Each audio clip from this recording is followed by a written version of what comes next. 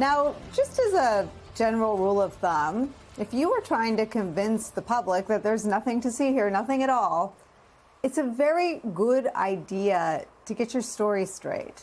Not that Donald Trump has ever been particularly consistent on the matter of Jeffrey Epstein, but today, yet another whiplash moment in the Trump administration having to do with what exactly the American people are being asked to believe.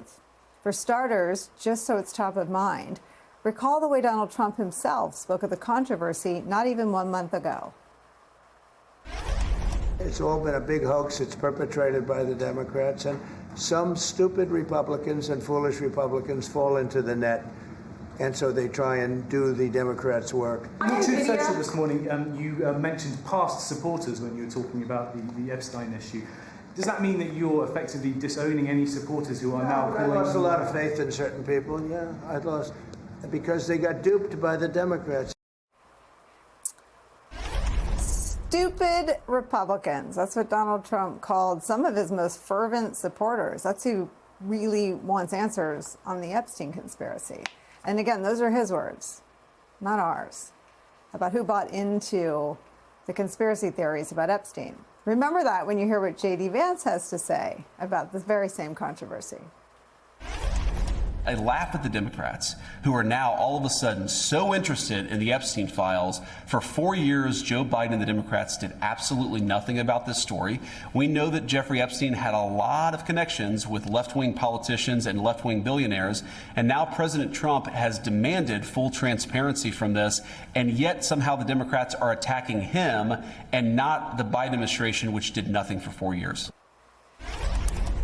I laugh at the Democrats. For some reason, I don't picture him like really laughing ever at anything.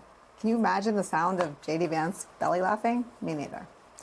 All right, back to Epstein. For those of you keeping score at home, 1 month ago, the Epstein controversy, according to Donald Trump, was a complete hoax perpetrated by the Democrats.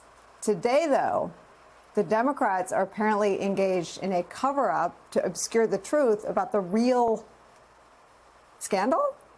Even though, again, there is no scandal, it's a hoax. If you're confused, don't worry, it's not you, it's them. In reality, the Trump administration's ongoing responses to Epstein-related questions are a tangled mess of their own contradictions. In that interview we just showed you, J.D. Vance maintains that Trump's goal is to be, quote, as fully transparent as possible. Keep that in mind as we tell you about another major development, breaking news on this story today. This morning, a federal judge denied the Trump Justice Department's request to unseal grand jury materials related to Ghislaine Maxwell's criminal case and criminal trial. As part of that ruling, U.S. District Judge Paul Engelmeyer makes clear that the material in question, the grand jury material, does not identify anyone other than Jeffrey Epstein or Ghislaine Maxwell as having sexual contact with a minor. And the judge adds this, that, quote, with only very minor exceptions, the evidence from the Maxwell grand juries is, quote, a matter of public record already, and therefore would provide next to nothing new.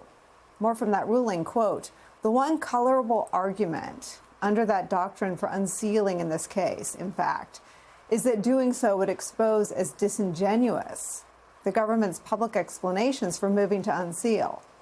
A member of the public appreciating that the Maxwell grand jury materials do not contribute anything to public knowledge might conclude that the government's motion for their unsealing was aimed not at transparency, but at diversion, aimed not at full disclosure, but at the illusion of such. A judge said that. A judge.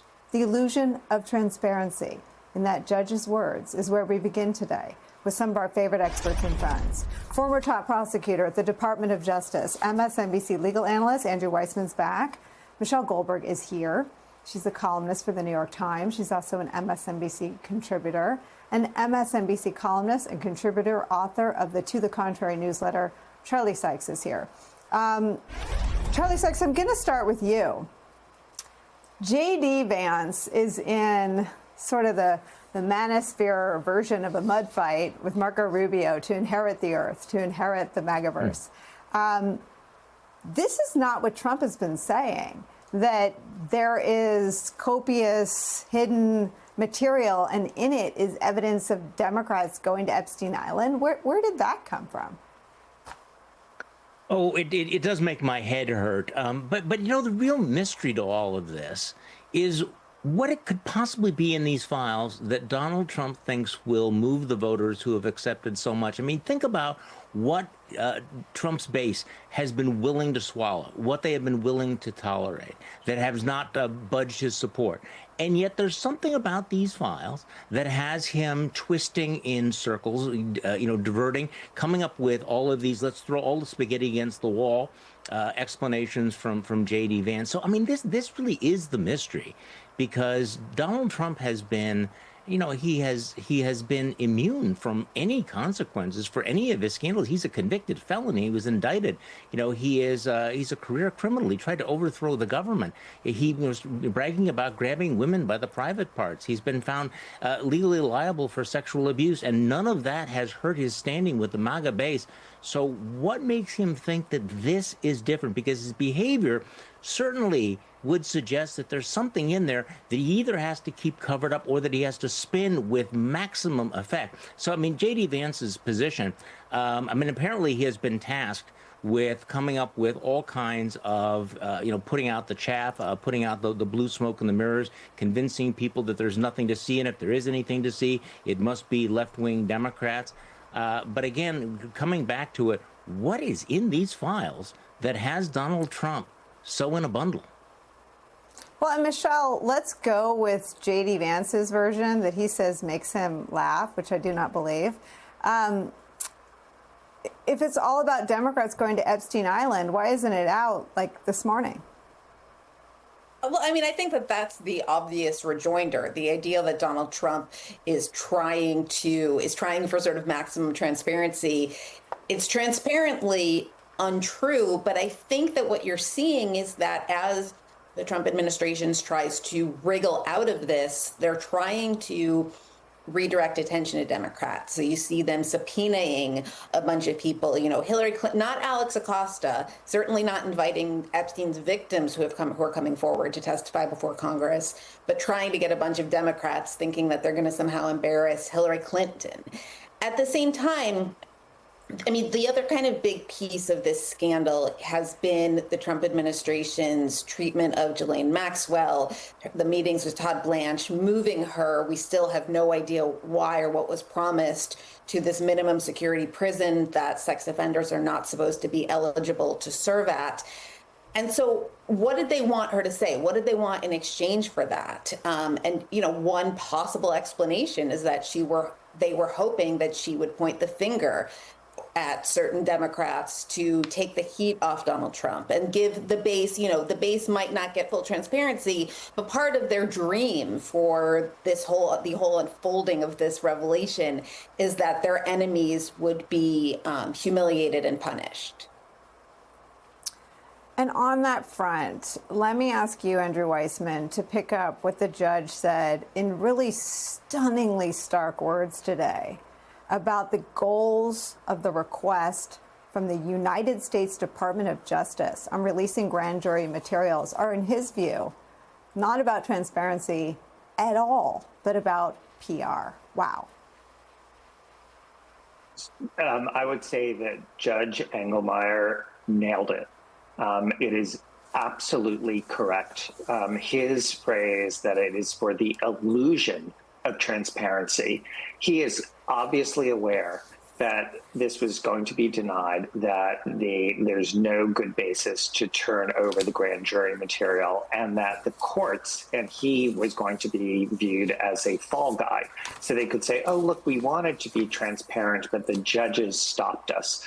That is a lot of malarkey, to use the former president's terms. And that's what the judge is calling out. He's like, any day of the week, if you wanted to be transparent, you can turn over all of the non-grand jury information, which the government has said is hundreds of gigabytes. And so the judge is absolutely right to call this out, to say this is a complete sideshow.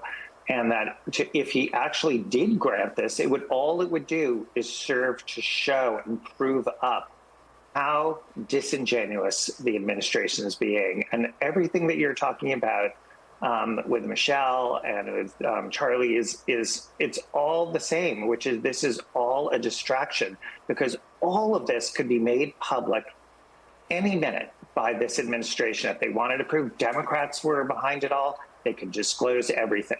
So it really leads you to believe the big question is there has to be something in these files that is so bad for Donald Trump. I mean, that is really the key here. It has got to be something worse than, I was involved in the Russia investigation. There has to be something there that Donald Trump is deathly afraid of.